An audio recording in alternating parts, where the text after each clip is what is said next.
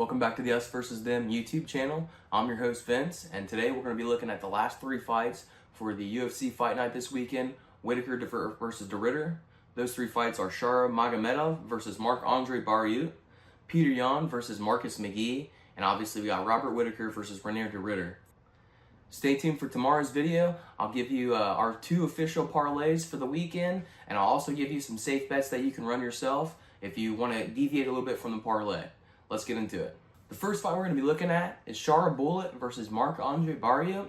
Sharaputdin's coming into this fight with a 15-1 record and a 4-1 UFC record, with his most recent loss coming to Michael Venom Page via decision. Sharaputdin's obvious weapon is his striking, his very unorthodox striking. He is the sole owner of the only double spinning back fist knockout in the UFC, which is obviously super slick. He's more of an 8-point striker, so he can hit you with both hands, elbows, knees, and feet. And he actually utilizes all 8 striking opportunities against his opponents. He has very much a kick-heavy approach, but he'll, like I said, when he's in range, he'll box, he'll dirty box, he'll throw elbows, he'll throw knees from the clinch. He's just a really nasty dude. Which fight was it? It was the Bruno Silva fight. Just in the very first round, I just decided to keep track of how many kicks he threw. And he actually threw 36 kicks in one round. 36 kicks in one round. That's insane. He landed 90% of those kicks, too. It was, it's incredible to watch. Sharaputdin uses his kicks almost like a boxer uses his hands. He'll use his kicks to keep people at range. He also sets up with one kick to throw the other kick and find his power kick and try to finish guys. It's really impressive to watch.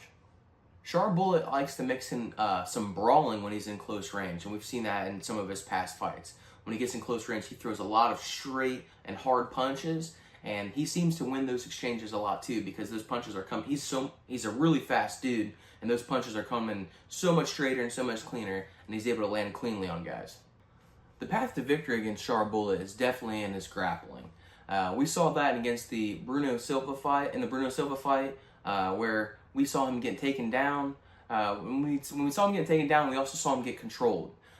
Early on, when he was getting taken down, we saw him landing some elbows from the bottom, and he actually was kind of winning the fight from the bottom. But whenever you see a guy that's throwing submissions from the bottom or looking for strikes on the bottom instead of getting out, it's never usually a good sign.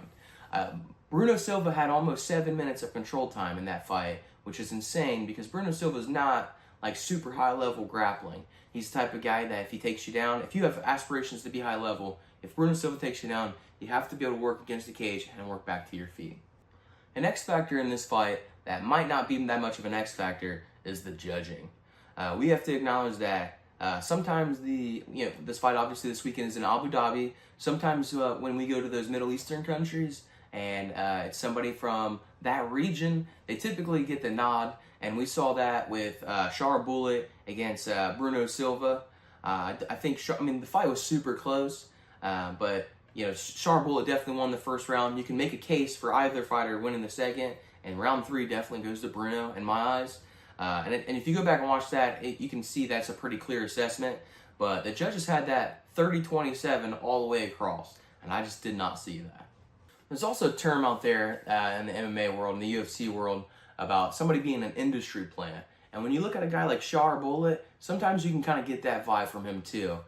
In his Tricoli fight, Tricoli had him against the cage pretty early on, and he was actually working a little bit of damage, and the ref decided to stop the fight for whatever reason and put him back on their feet, facing each other, which is obviously going to favor Sharaputdin. Also in that fight, you saw a body lock that Tricoli got, and he was getting ready to drag him down, and right when that was happening, Sharaputdin reaches and grabs the fence, and it was the most blatant and obvious fence grab. We all saw it, the ref saw it, and he didn't stop the fight. He didn't reward Tricoli's position. He didn't take a point away. He did nothing. There was no consequence for a fence grab. And I kind of think that also leans into this fight being in Abu Dhabi and whatever. But, it was Marc Goddard during that fight that was reffing, and we see you, Marc Goddard. Marc-André is coming into this fight with a 17-9 record and a 6-8 UFC record. He doesn't have any super high quality wins, but he's kind of been around the game for a little bit. Marc-André Barriault is also known for his striking. That's his path to victory most of the time too. but it's very different than Sharaputdin. Marc-André loves to get in close. He loves that dirty boxing range. He prefers to have guys in the tie clinch. And if it's not like that, then he likes to be forehead to forehead with guys and throw dirty boxing, throwing elbows, and throwing uppercuts. It's a grueling, nasty way of fighting, but I don't know how well it's going to lend to a fight against Sharaputdin. One thing I noticed about Marc-André Barriault, especially when I was watching the Julian Marquez fight, is sometimes he kind of enters the range or enters that void, and he's a little bit indecisive, and that's never really a good thing in the UFC at this caliber. We saw him jump in there, and he kind of entered in the void a little bit, but he didn't throw. He didn't fully cover up either. It just seemed like he was kind of caught halfway in between, and you just don't really want to see that, especially when you're going against a guy like Sharaputdin. Marc-André Barriault doesn't really display his grappling. The only time that I've ever seen his grappling on display in the fights that I watched, at least, is when he was just defending takedowns. He has takedown defense, but he doesn't initiate grappling, so I don't see it being too much of a factor in this fight. Marc-André Barriault is known for his pace, and he has a reputation of kind of being a marauder of the division. He's always going to go forward. He's always going to be throwing punches and things like that. When I'm watching some of his recent fights, though, I'm not really noticing him having a crazy high pace. He seems like he's able to make guys fade a little bit, but I also noticed that he starts a little bit slow in fights, and that cannot lend well in a fight against Sharaputdin. I think if he would benefit more if he were able to spread his energy out a little bit better and then put a sprint pace on at the end, but he seems like he kind of leaves a little bit too much in the tank, realizes it late in the fight, and then he starts going a little bit crazier, a little bit heavier. When I look at the Sharaputdin Magomedov versus Marc-André Barriault fight this weekend, I look at obviously two guys that are probably going to try to stand and strike. We don't have any evidence that Marc-André Barriault likes to use wrestling or use grappling to win fights, even though this is going to be the clearest path to victory for him. There's a clear hole in Sharaputdin's game in the grappling that I think Marc-André Barriault probably has the skills and the tools to be able to capitalize on that. Even though I think he's got the skills, I don't see him actually utilizing those skills to find that path to victory. I think he's going to stand in exchange with Shara, and I think he's going to probably end up paying for it. If he's moving backwards, that plays right into Sharaputdin's game because he's at kicking range, and Shara can land a lot of damage there. If he goes forward, like he probably will against Sharaputdin, Sharaputdin is going to utilize the elbows and the punches a little bit cleaner, and I definitely see him having the advantage there. So for my official prediction, I'm going to go Sharaputdin Magomedov by knockout. The next fight we're going to look at is Petr Yan versus Marcus McGhee. Petr Yan is coming into this fight with a -410 favorite, and Marcus McGhee is currently sitting at a +290 underdog. Petr Yan is coming into this fight with a 10-4 UFC record, and I think Petr Yan's one of his best qualities as a fighter is his ability to make in-fight adaptations or in-fight adjustments to find damage. That's always what he's focused on, is finding damage. Petr Yan's boxing is super crisp. He's probably top 3, top 5 best boxers in the UFC right now. He always keeps a very high guard. His punches tend to come very straight, but he'll throw looping punches just to keep people guessing, and it makes it very tricky to fight a guy like Petr Yan, especially as he's making adjustments and working angles to find the hardest hitting shots that he can find. Petr Yan is not predominantly a grappler, but he'll mix in some wrestling and some takedowns just to utilize all the aspects of a fight. We saw that against, who do we see that against? Song Yadong in round 3. They had a very close 2 rounds. It was kind of 1-1 going into it. And even though Petr Yan was already winning in round 3 in the striking exchanges, he secured that takedown late in round 3, and you just see the life just being taken out of Song Yadong. Petr Yan has a unique ability to snuff fights out of people. Petr Yan's ability to make in-fight adjustments is also due to the fact that he has a very well-rounded skill set. The dude is super, we already talked about, he's super good in boxing and he can wrestle, but his ability to flow from one to the other is really special to watch. Petr Yan also has a very efficient style of fighting. We have never really seen Petr Yan get tired out in a fight. If you go back and look at that Merab fight, obviously Merab controlled him a lot, kind of dominated and controlled the pace. But Petr Yan, although he looked frustrated, you can tell he wasn't tired. Another aspect of Petr Yan's savviness is his ability to win the look of a fight or the aesthetic of a fight.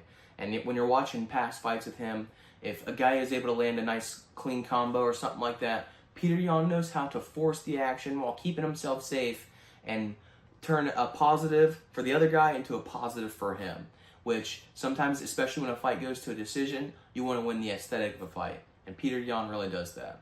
Marcus McGhee is coming to this fight with a 10-1 MMA record and a 4-0 UFC record. Marcus McGhee's striking has been on display in his first 4 fights in the UFC. I understand that his first 3 opponents wasn't quite maybe UFC caliber, but when you go back and watch those fights, he dominated in a way in those fights that somebody would if it was Petr Yan or Merab Dvalishvili or somebody like that. When you go back and watch those first 3 fights, McGhee does not get landed on cleanly one time. He controls the pace of the fight, and you can really see his power being on display in those fights. One thing I've noticed about McGhee is he's got those big thudding punches that you can hear throughout the arena, but he also has concussive blows that he delivers at the same time too, the shots that put people out. And it seems like guys that have big power, they display that big power with one big punch or one big kick, and that's kind of it. But you don't see them adding those big thudding blows along with it. I think it just goes to show how much of a power hitter Marcus McGhee is. Marcus McGhee's grappling is kind of an X factor in this fight. We haven't really seen him use his grappling in his first 4 fights in the UFC. We did see him kind of a couple times, like after he landed some good strikes, kind of throwing guys to the ground, almost big brothering them a little bit. But he doesn't actually follow it up and stay on the ground, which nobody should probably in that situation. If you're already landing good in the striking and it seems like the fight's kind of heading that way, you might as well keep it on your feet. I think this is going to be primarily a striking exchange, mostly in the boxing range throughout most of this fight, but I see both guys utilizing some wrestling just to keep the other honest. I think Yan has a clear speed and technical advantage on their feet, but I think that the power advantage has got to go to McGhee for sure. I think both guys will stay very patient throughout the fight, and I think, especially in the beginning, it might start a little bit slow, and I think, at least in the beginning, Yan's going to land probably more strikes, but McGhee's going to land the harder strikes. I think McGhee's path to victory, the path of least resistance at least, is to get in close and find a way to get Petr Yan's back against the cage and just hold him there, finding strikes while he has him against the cage, and if he can methodically work takedowns and gain control time. Yan's path to victory is just doing what Petr Yan does, being a savvy fighter, being a crafty fighter, making in-fight adjustments, just those subtle in-fight adjustments that I even wrote down. I can't even articulate them. They're just really crafty, and I think he's going to be able to lean on his experience, and that's going to be his most clear path to victory. A big X factor for this fight is the fact that Marcus McGhee was part of Sean O'Malley's training camp when he was preparing for the Petr Yan camp. So that was 3 or 4 years ago, something like that. Marcus McGhee has been breaking down and dissecting Petr Yan's style for a long time now, a lot longer than Petr Yan has been breaking down McGhee's style, and I think that's going to land well in the fight, and I think it'll also make up for some of the experience advantage that Petr Yan has. Even though it doesn't really make sense, I tend to lean towards Marcus McGhee in this fight. Petr Yan has been caught with big power punches before. We saw that against the John Dodson fight, and John Dodson actually buckled his knees, I think, a couple times during that fight. And Dodson is not nearly as powerful and as fast as Marcus McGhee. So it doesn't make sense at all, and I knew it doesn't make any sense, but for my official prediction, I'm leaning towards Marcus McGhee by decision. The next fight we're going to be looking at is the main event of this fight card this weekend. It's going to be Robert Whittaker versus Reinier de Ridder. Robert Whittaker is sitting at a minus 162 favorite, and RDR is sitting at a plus 126 underdog. Robert Whittaker is coming into this fight with a 26-8 record and a 17-6 UFC record. We all know who Robert Whittaker is. Bobby Knuckles, former champ. He's beaten guys like Ikram Aliskerov, who he fraud checked. I mean, not really fraud checked. I think Aliskerov is actually tough. He's beaten Paulo Costa, Marvin Vettori, Kelvin Gastelum, Jared Cannonier, Gallo Romero twice, Jacare Souza, Derek Brunson, Uriah Faber. The list goes on and on. Uriah Hall, not Uriah Faber, but the list goes on and on. The biggest weapon for Bobby Knuckles in the striking is definitely his jab. Everybody knows in MMA, all the casuals say, oh, he needs to utilize his jab more. When you're watching a Bobby Knuckles fight, you're not saying that. He sticks that jab out there, and he's really active with it. And he also uses his jab to set up power punches and wrestling, which makes him a really tricky fighter. And he's also got a really nice power jab. That's exactly what happened in the Ikram Aliskerov fight. He caught him with a really nice jab that stunned Aliskerov, and then he just swarmed him, and that was too much. And he ended up putting him away. So Robert Whittaker's jab is super, super nice. One thing that makes Robert Whittaker such a high-level fighter is his ability to mix in all the styles very well. He blends them in and just practices the art of mixed martial arts. Like I said, he throws that jab out there and it sets up his wrestling. He has a super nice double leg that he sets up with a jab, sometimes a 2-jab combo. Really, really powerful, and he's really effective at getting guys to the ground. Reinier de Ridder is coming into this fight with a 20-2 record and a 3-0 UFC record. Obviously, we all remember his win against Bo Nickel, and he also has a round 1 submission over Kevin Holland. He lost to the same dude twice in the one organization, Anatoly, not even going to try to say his last name. And he got kind of dominated in both of those fights, especially in the last one, where he was on the bottom, and Anatoly just got up, kicked him in the leg and walked away, asking him to come back up, and Anatoly is really winning the striking game, and RDR just completely refused to get up. And that's a little bit concerning because it shows that he can get mentally checked out of a fight. RDR has a very long frame, especially for this division. He's got a 6'4" frame, so you would think that he would utilize his range a little bit. But when you watch his striking, he likes to stay in close range. In the Bo Nickel fight, we saw him landing those clean body shots that eventually he was able to find the liver and set Bo Nickel down. So he really likes to be in range a little bit more, which isn't really normal for somebody who's 6'4", but it seems to be effective so far. RDR's grappling is definitely his biggest threat. We see him utilize the ground and pound when he's on top to soften up guys and look for a submission. We saw that in the Kevin Holland fight. He postured up and was landing some nice ground and pound and put Kevin Holland in a position to where he can stay there and get knocked out, or he can flip over and give up his back and get submitted. He decided to flip over, and Kevin Holland really tried to get up, tried to scramble against the cage, but the back take that RDR displayed in that fight was really, really high level, and it was really impressive to watch. RDR's anti-wrestling also looked really good against Bo Nickel. He was able to stuff some takedowns, and especially with a guy as high level as Bo Nickel and as efficient as Bo Nickel is at getting people to the ground, you can see that it started getting to his head a little bit as he started stuffing some of those takedowns. Even when he did get taken down, he was able to create a sweep. Bo Nickel kind of jumped the guillotine a little bit too quickly and gave up position, and that gave RDR a chance to get on top. And that's really impressive to get a guy like Bo Nickel down on his back. Both guys are well-rounded, and I think both of them can have success either on their feet or on the ground. But I think RDR is going to be looking to get this fight on the ground, and I think Bobby Knuckles is going to want to keep it standing. I think a big factor for this fight is how much Whittaker is able to utilize his jab to control the distance and control the pace of the fight.